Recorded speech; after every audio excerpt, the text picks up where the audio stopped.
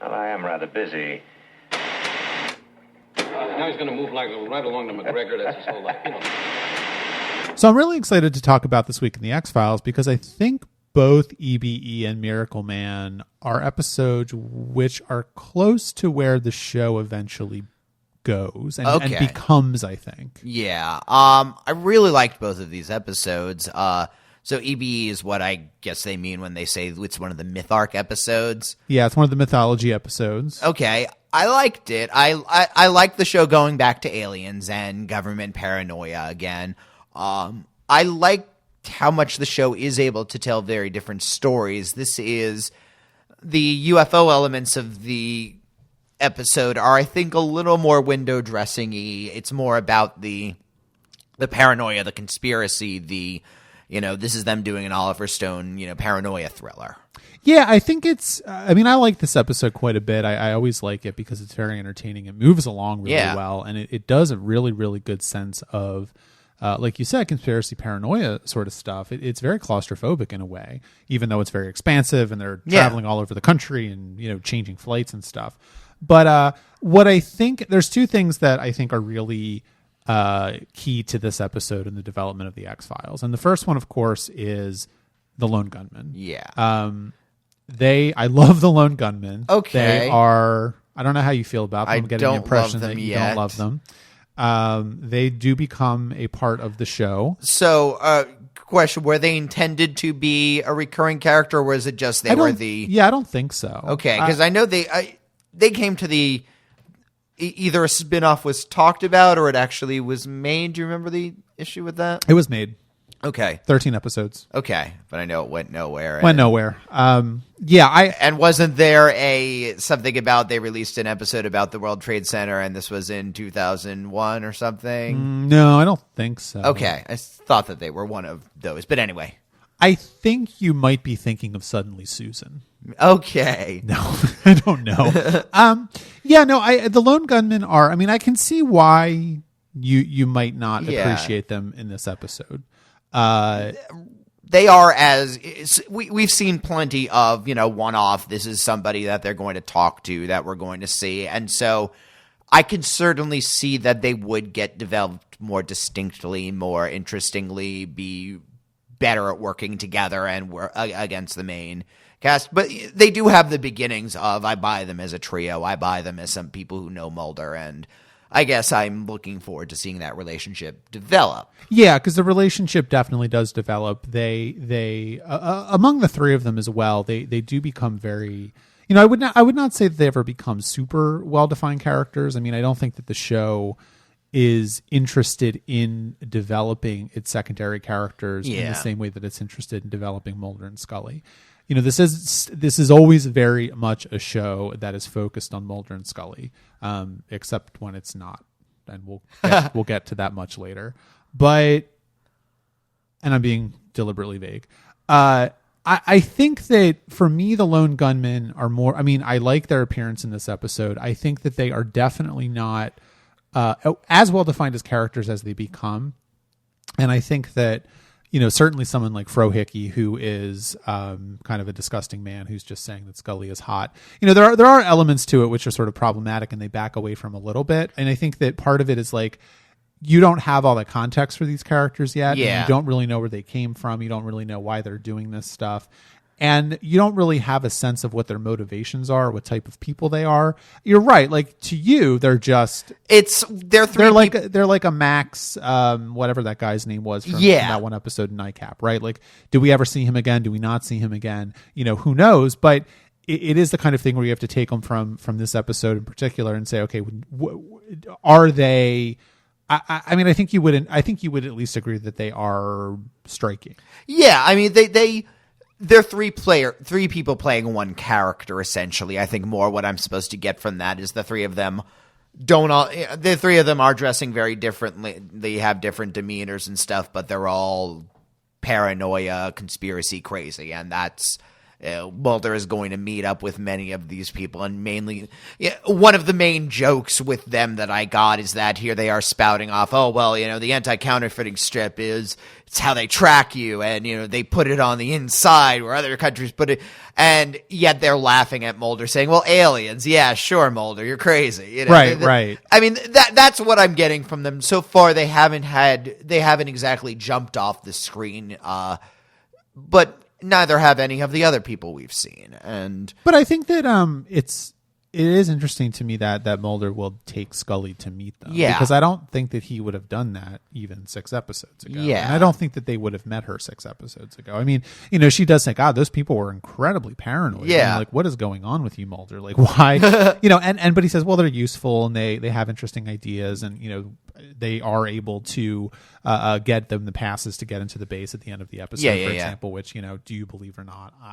I don't know. But they do, so I believe. Right. I for guess. for the sake of the argument, they can hack into a top secret military installation and get passes, But I think that for me, it's just kind of, I guess, a wait and see attitude with them. And there are elements to that which, this is just one of those things where it's like, this is part of the X-Files. Yeah. And this is where the show is starting to go. We'll talk about Miracle Man in a few minutes, and that definitely has other resonances for where the X-Files goes for very particular reasons, which we'll talk about. But I think, moving aside from the Lone Gunman, the other part of EBE that is really... I think it's influential in the development of the X-Files. Partly because this was written again by Glenn Morgan and James Wong. Okay. So it's another one of their episodes. They were very influential in the show in the first couple seasons. It broadens out the alien conspiracy, I think, in a way which makes it feel much more lived in. Yeah. If you look at the early ones, like Conduit, for example, which I felt like kind of was a mess, and you liked it more than I did. It didn't feel lived in to me. You didn't have a really good sense of it. Like, as a viewer, you didn't get a good sense of what was going on. But I also don't think that the show had a good sense of what was going on either. And I feel like EBE, while I still don't have a good sense of what's going on with the conspiracy, I feel like the show at least does have a better idea about it. The crypticness in the Conduit was because they didn't have any answers. This is because they do have answers, but they're keeping it close to the vest. For example, at the end, Deep Throat revealing that, yes, there have been 3 aliens killed on the in the world, and I was one of them, and I'm trying to atone for that. I have no idea whether to believe him or not from that, and I think the show knows I get the sense somebody on the show knows the answer to how on the level he's being in the final speech. Yeah, and more, I agree with you, and also I think, which is equally as important, is that the show says as much that maybe we shouldn't believe. Yeah, it, because Mulder says at the end of the episode, the call back to the middle of the episode, where he says, well, a lie is most believed, between 2 truths, and Mulder's like, well, I'm trying to figure out which lie to believe. There is this element of conspiracies are built on lies. Conspiracies are built on people which can't tell the truth and these kind of things. And who knows what, if we should believe Deep Throat, if we should not believe Deep Throat.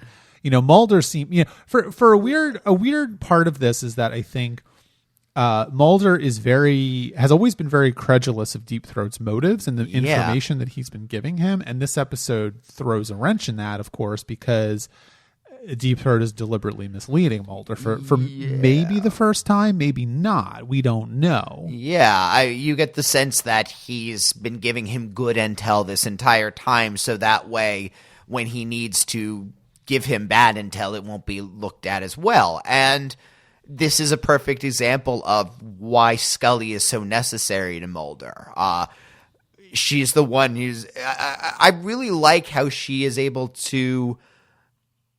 She turns around a couple of the show's taglines. The first is when she says, how can you trust this guy? Oh, well, I can trust him. And she says, Mulder, I trust only you. Right. That's her stamp on trust no one. Beyond the 2 of them as a unit, and the 2 of them know that they are not going to lie or double cross or whatever, that they are going to share. Beyond that, they have no idea who their enemies are. And when she says the truth is out there, but so are lies, just because Yes, she completely agrees that there is some answer. She is starting to understand maybe the outlines of that answer. I think at this point she can agree that yes, there is such a thing as extraterrestrial life, and there's something going on about it. Certain supernatural things have happened that she can't deny. And yet, just because you hear something doesn't make it so. And as Deep Throat is able to do, they are able to take advantage of Mulder's wanting to believe. Yeah, I mean, they use it against him Yeah. in a real way. And I think that, that's the other part of the episode which really crystallizes for me the one of the central themes of the show, which is that, this is the episode where it's made very, very crystal clear that the primary story that or the narrative that the show is telling us about what's going on is the narrative of Mulder and Scully as a unit against the world. Yeah. That is, and this has always been something that the show has sort of intimated about before. The show is very focused on those two characters. We've talked about that in the past. There aren't really any secondary characters so far that have come back, aside from Deep Throat. Now, of course, we have the Lone Gunmen, which do come back now and again. Yeah. And there's another recurring character that gets introduced at the end of the season, which comes, into the show a few times a season as well. So it is sort of starting to broaden that out. I think that it's key to the show's, I think it's to the show's credit that this is the episode that really does ground that in a real way. And it's also, in a weird way, the Lone Gunmen working towards that as well, because Mulder and Scully are two people that are in a unit against the world. They are the ones that are being targeted by the government, targeted by the CIA, targeted by whoever it is, right? We don't even know who it is. They're bugging Mulder's office. They're bugging Scully, with the pen. They're being followed, all of these things. Yeah. It's a very sort of, it would make you crazy in a sense.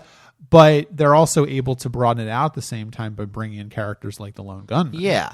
Well, this is the first.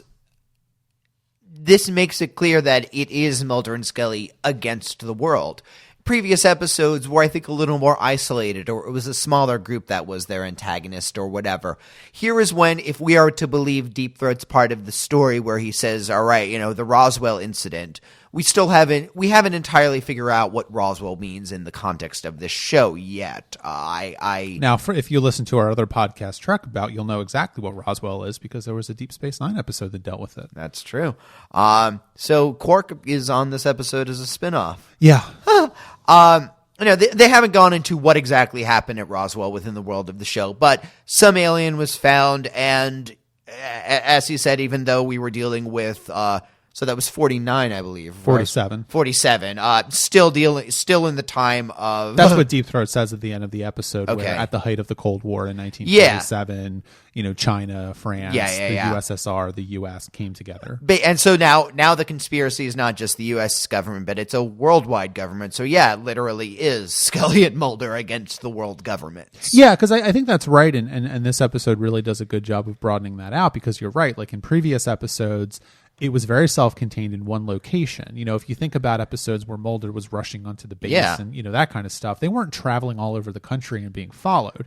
Whereas in this episode, they go from Iraq to Tennessee, then they go to Seattle, Las Vegas. I mean, they're broadening it out in a real way, and they're saying, okay, well, this is how much influence, power, the extent to which Mulder and Scully are having come to the attention of these people. They are being directly fed a lie because they think Mulder is going to believe it. I mean, they've gone from not knowing Mulder exists to knowing Mulder exists and sort of being amused by him to now constructing a really elaborate, a really elaborate thing at the end of the episode, trying to convince Mulder that an alien spacecraft just came down and saved their dude. Which is a lie, and he picks up on the fact that it's a lie. I think that that's the other part of the episode, which I find so interesting, is that, yes, there is a certain degree to which Mulder and Scully have to be really, really exceptional at their job, because otherwise they won't be able to figure this stuff out. But there are two examples in the episode where the shadowy conspiracy, whoever it is doing this stuff, really, really go out of their way to construct very, very, very well done fake evidence. Yeah. The first one is the photograph, and the second one is the aborted rescue, or the rescue attempt, which is not real. And both Mulder and Scully pick up on the fact that those are fake almost immediately. Well, it in a lot of ways, I'm reminded of, frankly, of Buffy, where that eventually goes. Buffy is a successful Slayer because she has this family unit around her, Yeah. who gives her assistance. If they're, I think they might still be thinking of Mulder as an atomized agent right now. So he's going to see something that, if it were just up to Mulder, he literally says, "This is the most, this is the best photographic evidence. This is in no way a fake." And Scully, who is the one who is always going to be the skeptic, who is rational about it, who doesn't have that pull to believe in aliens so much, is the one who's able to figure out how that it is indeed a fake, and that in a way primes Mulder to be looking for fakes everywhere. So which is why he does the stopwatch business during the fake missing time episode. They really are discounting Scully to a degree. They don't believe that she is going to be able to allow Mulder to see the truth. They think he is that deluded. And yeah, because there's two things there. I think the first thing is that specifically with the photograph scene, Mulder is doing essentially what Scully does in these episodes, and she's saying, "Well, look at this, look at this, look at this," and Mulder is coming back and saying, "Yeah, but." Yeah. So it's a reversal of that, which I like. It's playing around with it a little bit, that kind of role that they have with each other. And at this point, the show has been on for almost a season, so they can start to do that kind of thing because they have identified and developed these characters so strongly so far. But the other part of it is that I think it's partly that they're discounting Scully or forgetting about Scully, but I also think it's partly that Scully is integral to Mulder's quest because, and the reason why he is. Part of the reason why he's, getting so much more information now is because, he's on a television show called The X-Files. Yeah. But also it's because Scully's presence, let's not forget, go back to the pilot. Scully was put on The X-Files to debunk his work, to report back on his work, to really discredit his work. And she is apparently not doing that because she is buying into it to some degree. And also partly why I think she's buying into it is because Mulder is developing a really, really airtight way to answer Scully's criticisms. He's having to step up his game because he realizes that he's got Scully there who is not going to buy it. And it's a really depth bit of, I think, character development. It's not anything that the show has outright come out and said. Mulder has never said, "Well, I really have to step up my game, Scully, because you're here." He doesn't say that. It's just something that I've noticed happening throughout the 18 episodes of the show that we've seen so far. And I don't think it's incidental that the past while has been Monster of the Week to the effect where there is a body and they do figure out who killed the person at the end. And so, you're not going to debunk work when you're solving cases. Mulder, right. The X-Files, they've solved a bunch of them in the past few months. So this is one of the first in a while where the truth is out there, but it's not within their reach. They're not going to get it in the hour. Yeah, no, absolutely. And I think that's actually a really good point. Yeah, that they're able to do this primarily because they have solved so many cases already. And we know that they work well together. We know that this is true. And so they can have this kind of open-ended episode, which is like, well, what happened? We don't know.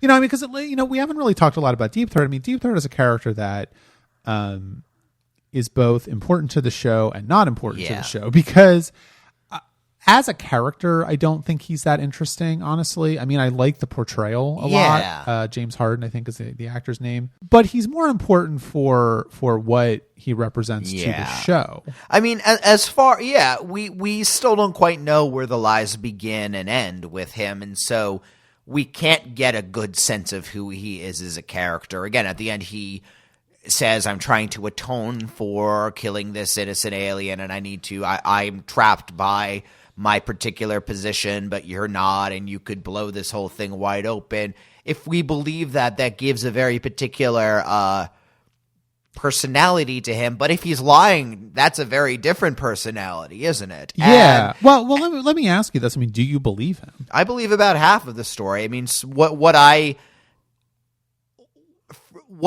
think we can safely say after that is that at Roswell was a definite EBE, extraterrestrial biological entity, that some group of governments, whether it was indeed the entire world, again, his story was so specific that I don't see why that particular part would be a lie. Mm-hmm. Either way, there was some kind of global conspiracy which agreed that, for whatever reason, the world is not able to handle the confirmed existence of aliens, and so we will agree that we are going to stop it. And I do think that if he didn't quite pull the trigger, he was definitely presided over the execution of at least one of these aliens. Sure, yeah. That much of that I will believe from the story. Whether or not he definitely what we don't get the reason exactly that they've decided to be against aliens no matter what. It's implied to be some kind of xenophobia thing, but who knows? And we don't know if he genuinely feels remorse. I figure if he really wanted Mulder to know this story and bring this to light, he could be a little less unhelpful. But yeah. Well, because I think you're right. Because I mean, one of the things he says at the end of the episode in that, I mean, I do have a couple of criticisms of it, which we'll talk about, but when he's talking about the sort of blank expression on the alien's face, he didn't know if they actually expressed emotion or if he understood what a gun was, and then he killed him or her, who knows, or it, maybe they're, they don't have gender. It is the kind of thing where you don't know whether or not to believe him. Right? Yeah. And I think that, and you also don't know, maybe even he believes that, that's another possibility, that he believes that this was an innocent creature, but it indeed wasn't. We don't know I don't know how much Deep Throat even knows. Yeah, I don't know. And I think that, the nice visual metaphor at the very end of the episode when Mulder goes and looks into that room and there's nothing there. Yeah. That is essentially, he was on a wild goose chase the entire episode. I know this is the X-Files and that, yes, aliens do exist in the world of this, but watching this, it's 1993 and I'm seeing this for the first time. It is even possible that this is still more lies for Mulder's benefit. Oh, sure. That aliens don't exist and it's trying to hide something else from us. Sure. Yeah. And I think maybe finally is that there's two things. There's three things. I do want to call out when the X-Files has a great line that I love, and this episode has one of them, which is I think it's remotely plausible that someone would think you're hot, Scully, which I love. I think it's just Scully poking fun at, or Mulder poking fun at her, which is always great. And again, and Scully gives it back to him as well. So they are surrogate brother and sister, so that's the kind of teasing that they're doing to each other. Yeah, and I think that the one real criticism I have of this episode, and I don't know if it's a criticism, I don't know if it's a plot hole, I'm not really sure. It might be deliberate, I don't know, but. Where Deep Throat is really saying, he's upping the game and he's saying, I put my life in danger every time I talk to you, and all that kind of stuff.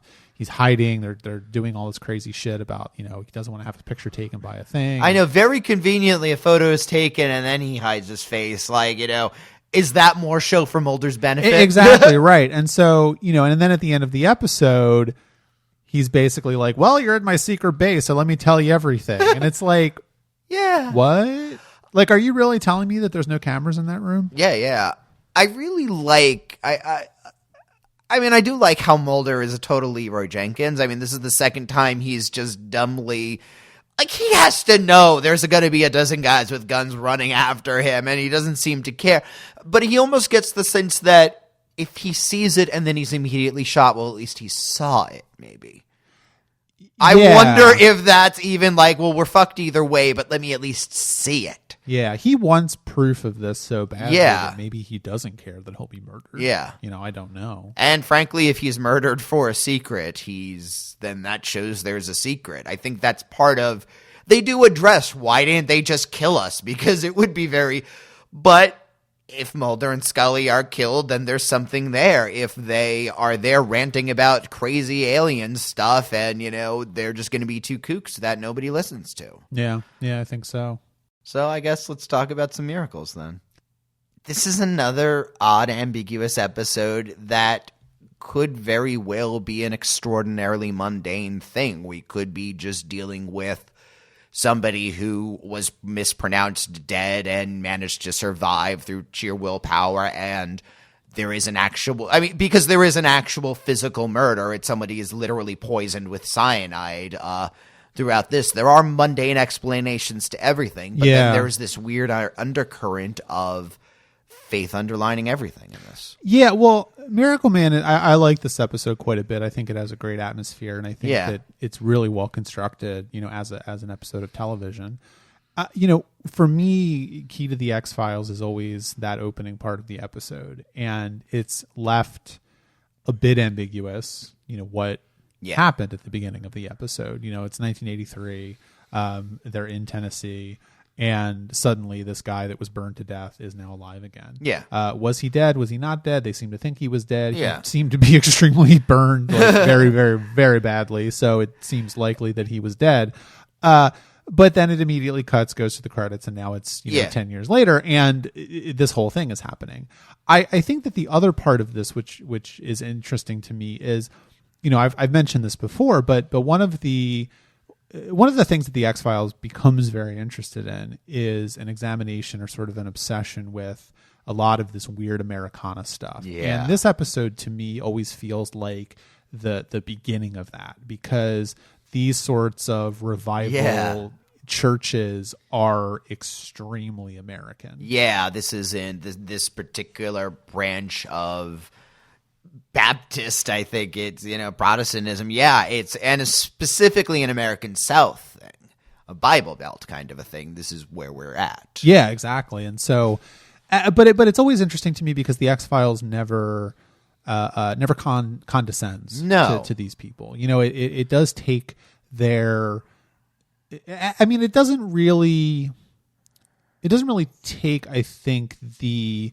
preacher that seriously. But I think it takes the parishioner seriously. And I think it doesn't ever condescend to them. It treats them as people. It treats them as... They're sick people who are looking for a miracle. Right. And so I like that about the show. I think that there's a different version of the show that could have been very contemptuous of all this kind of stuff. And it's not. And even the preacher himself is not treated as harshly as they could have. He's not...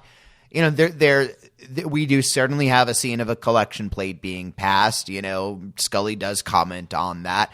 It is clear, yes, he's gotten a certain amount of local notoriety and power and money from this. And that said,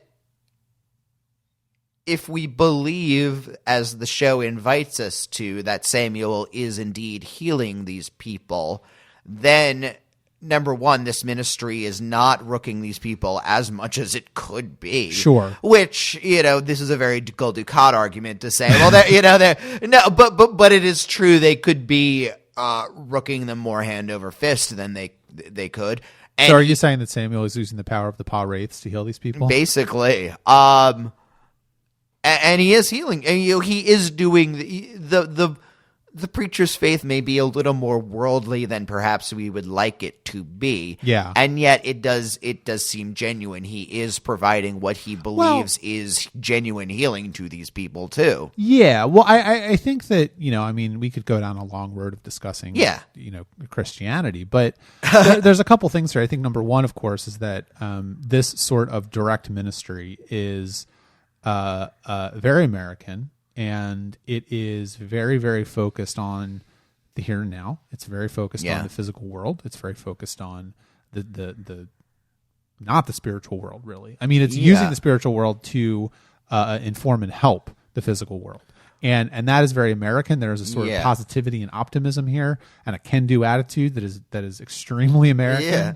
There's a phrase called prosperity gospel, which is essentially, the those whole who are Joel Osteen. Yeah, if you're really holy, God's going to bless you with physical wealth and a good, comfortable life. And so in a way, the preacher may even feel it's his right to have a very nice house and stuff because he's bringing the Lord to so many people. Yeah, I mean, it's one of those things where it's like, okay, well, he has a Cadillac for every day of the week. Who cares? Because he's healed X number of people, or his son has healed X number of people. Not necessarily my personal view of the world, but... Yeah, I don't think that is accurate, but, it is. But I think that's leading into my second point, which is that, you and I come from a Catholic perspective on this. And I mean, I don't consider myself a Catholic, and I was never a very good Catholic even when I was growing up. I left the church a very long time ago. But there is a it's very deft of the show, because this is, I think, the first time that the show outright comes out and says that Scully grew up Catholic. And, it's left ambiguous as to whether or not she is still a practicing Catholic, but she does explicitly say in this episode that she does believe in the power of God. And she does say she was raised Catholic. Yes. Generally, if she were practicing, she would say, well, I'm Catholic. Right. And so there is an element of that, which is it's very deftly sidestepping look at these Hollywood people that are looking down on religious believers, because Scully is a religious believer. She does not deny that God exists, and she believes in God. She believes in the power of God, and she believes in something spiritual that is outside the realm of what we know to be that we can examine. And as a scientist, that's also an interesting point of view for her. So I think that that's really, really smart on the show's part to do that. Yeah, she feels a respect for the faith, even though she doesn't particularly believe in this incarnation of faith. She doesn't necessarily trust the preacher because she frankly has that. I don't know, Catholics and Protestants still just never 100% trust each other, right? And she does have I still don't. I know. I go to like a Protestant church, and I'm like, what the fuck Why are you doing this? There's no altar, there's no crucifix. If you're gonna have a religion, have a fucking religion. Come on, don't half-ass this. What, you do bread and grape juice? What's wrong with you? Why aren't we kneeling on uncomfortable kneelers? What's going on here? Where's all your stained glass? She does respect the other parishioners who do have faith in this. I think she doesn't trust the minister because she worries that he is taking advantage of these people who are again, genuinely sick, generally some of the big unfortunates in this area. Yeah, like the woman who dies. Yeah, no, that has MS.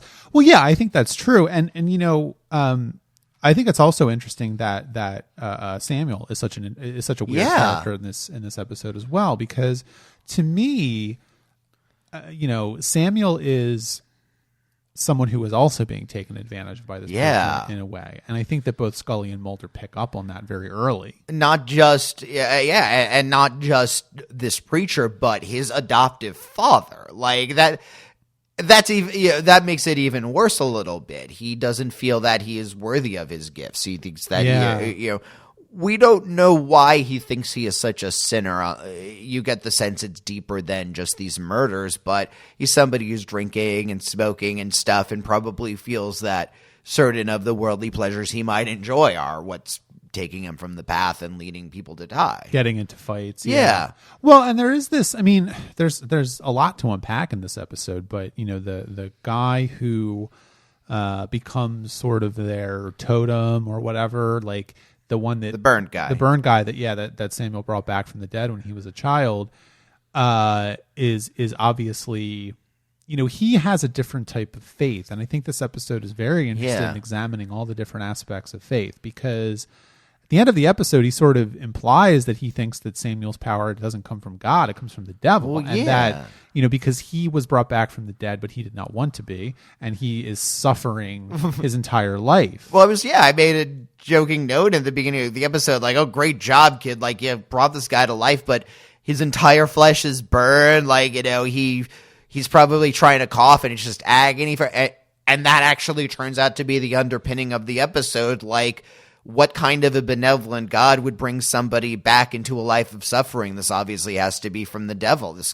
kid has to be an evil force. Yeah, and on the one hand, I think that that's kind of a facile reading, but I think that is, that I'm not saying that you're a facile. No. I'm saying like his opinion about that is a little facile because we don't know what's going on here. Yeah. And I think that Samuel is very conflicted about where his power comes from as well. And I think it's the end of the episode gives this where again, whether Samuel actually appears to this guy or it's he's having a nightmare due to his stress, and he whatever it is, the show leaves both options open. He does believe that Samuel gives him forgiveness for these murders, for disgracing his name, and in such a show of divine style love, he is unable to. That shakes his faith. He's always believed that if Samuel's spirit is able to forgive him for murdering him, then he actually did murder somebody of God and not there is no, he can't justify his murder, what he's done, his disgrace of him, because, at least if he's from the devil, at least he's casting out the devil, even if it's through a, poisonous series of events. Right. What he might have done was actually kill somebody who actually could bring people back. Well, yes, but also is Samuel dead? Well, and then also, yeah, it's difficult because, of course, the Burn guy, and I wish I'd written down his name. Did they actually say his name in the episode? I don't know. They did. I didn't write it down either, though. We'll call him Hat Guy. He is Blues Brother number 2. There you go, Blues Brother number 2. We can't forget that he was poisoning people. Yes. And that he was essentially doing this, like you said, because he felt like Samuel's power was coming from a place of evil and wanted to stop him. And the only way he thought he could stop him was not to kill Samuel, but to essentially frame him for the deaths of these people. And it's a weird kind of thing for him to be doing. Yes. Well, I will say, just as the government it would rather drive Scully and Mulder into being seen as these two UFO chasing cranks who don't actually matter. If you kill Samuel, then you've martyred your prophet. If he suddenly starts killing other people and is arrested as a murderer, then you've killed the church. That is true, certainly, but I do wonder how he justified that. It's a little over elaborate. We have to accept certain justifications on his part that I don't know if. Yeah, I think so, but I do say that I think Miracle Man is an example of the show's increasing confidence at telling, really ambiguous, I think, and moving stories about a lot of really deep themes, because, the show has gone from an episode like Space, for instance, which was awful, to this episode, I think, which was, maybe it was co-written by Chris Carter, I don't remember, but it's like, this is a really, really good episode, and it's juggling a lot of things. It leaves a lot of very ambiguous, there's nothing really ever completely pinned down, aside from the fact that Blues Brother number 2 was murdering some of these people. They don't answer the question of Samuel. They don't answer the question of the faith. They don't answer the question of, where this power is even coming from. Because I think that, again, it makes the correct choices in not overstuffing the episode by having Mulder, have a 5-minute scene with Scully where he talks about, well, I don't think this is coming from God because I'm not a believer, but I think that he has the ability to, to affect or manipulate electromagnetic fields with his hands, and so that's how he's doing this, because they kind of do that a little bit. He does mention that he knows about certain psychic healings. He doesn't go into any of the science or even pseudoscience behind it, but. Which again would bog down the episode. It's enough to know that this thing can exist, and it's possible that he is just using a natural phenomena and thinking it's divine. Right, because there is that one brief scene where, Mulder says, well, Western medicine treats the body as a biochemical reaction, and it could also be treated electromagnetically, but he doesn't go any further than that, and the episode isn't really interested in that angle whatsoever. I mean, I think for Mulder, it's enough that this case is somehow important to Scully, right? Like at the very beginning, she's saying, oh, I know this isn't an X-File, and he says, oh, it doesn't matter, let's go. It's interesting enough on its own, and for whatever reason, this is something Scully's bringing in, and let's do this. Yeah, no, I think that's actually really true, and that's nice. And I think, because Scully, for someone who brought this case to his attention, and who's doing a lot of investigative work and sort of, really pushing the father of that woman who died or was poisoned by the man to get the autopsy and to figure out what exactly is going on here. And, you know, it is a very striking visual. I think it's visually striking as well. I mean, there's that one thing where Samuel's getting beat up in the jail and he's got his arms out and it's shot in shadow, like, you know, Christ on the cross. I mean, stuff like that. It's a little, you know, but it's just an increasing thing about the show's visual sensibility. But the part of the episode that I think is always the weakest for me is Mulder seeing that little girl. And it's kind of like, I don't know... Like especially because she doesn't look quite like we finally see a picture of Samantha, and that wasn't the little girl. Is the right? I love Scully's Jessica Hahn joke, but which one was that? He says, "Oh, there was a girl around," and she goes, "Oh, who? Jessica Hahn?" And who's Jessica Hahn? Jim Baker. He was embroiled in a scandal with the young woman named Jessica Hahn. Yeah. Okay. It's her making a you know, slightly vulgar joke about the minister's proclivities. Oh, I see. Yeah. But anyway, I found the conversation between them where she is saying stuff like, you know, well, you know, at med school we're taught that, you know, believing in a miracle is half the battle, you know, and you see what you want to see and all of those. And she's gently suggesting to him that, you know, or maybe there is a girl around there that he's thinking is his sister, that Samuel is just really good at cold reading.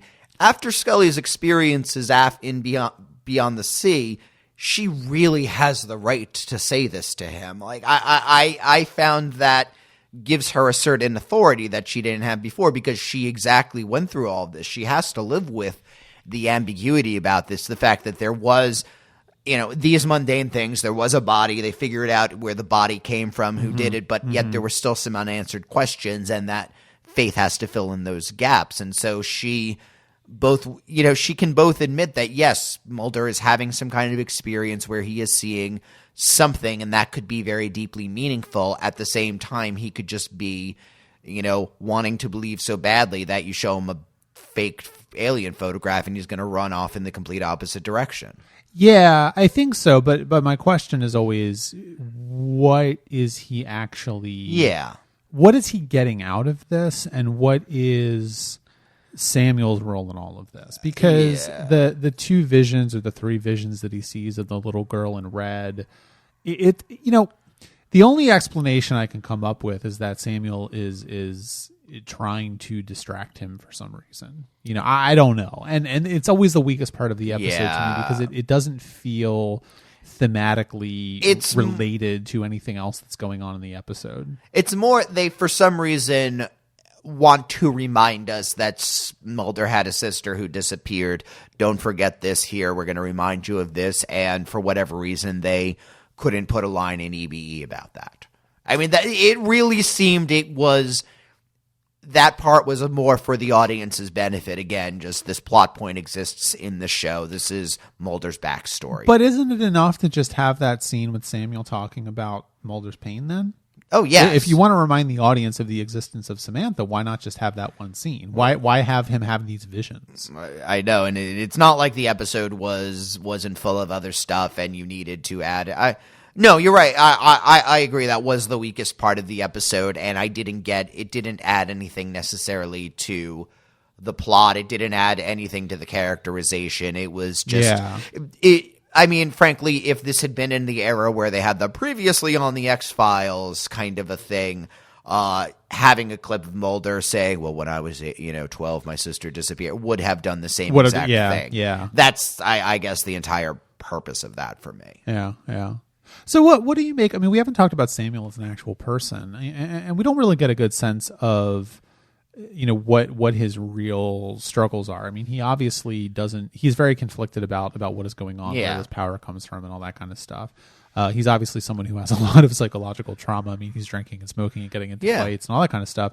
I mean, he's somebody he's the child of a stage father, really. Yeah. You know, he isn't, in a way, I don't think he's been allowed to have a personality of his own. We never learn how he began to discover these gifts, why his father decided that, you know, oh, I'll take you to an accident scene and we'll see if that works. Your father didn't do that? I mean, he did, but it wasn't because it was more to traumatize me, and not because he thought I would actually do anything. I mean, you almost get the sense for his entire life this child has been groomed for the purpose of being the star of his father's ministry and the thing to draw. Again, if we are going with the preacher being kind of corrupt, maybe not as corrupt as he could be, but still living a little larger than maybe he, should be, quote unquote. Well, because I mean, there is an element to the episode, an undercurrent to the entire episode, of course, which is that while it's not criticizing the parishioners, it's not criticizing the believers, it is obviously criticizing the preacher. And I think that, I don't know if the episode is going so far as to say that the character of the preacher doesn't care about Samuel or doesn't love Samuel. I think he does, but he's also... Samuel is his meal ticket, and so there's always going to be this element of creepy kind of using him. He loves Samuel because he has these gifts, and because he's brought so many people to his ministry. And if Samuel started failing, you get the sense that he wouldn't be so loving and kind to him, right? Again, he doesn't stay alive long enough for us to see his relationship to his son when he's failing. He's treating Samuel's psyche as if he's going through a crisis of faith and can still be pulled out of it. But if this continued another couple months, if Samuel wanted to leave the ministry, if he did it, he doesn't exactly have the option of saying, listen, I just want to go to college. I want to have a career as a bookkeeper, and that's going to be my life. Yeah, the father's not going to be happy with that. Right, because that's the thing. I mean, if you look at Samuel and say, okay, he's 18, 19, 20 years old, however old he is, he's an adult, but he's not like, 30 years old or something.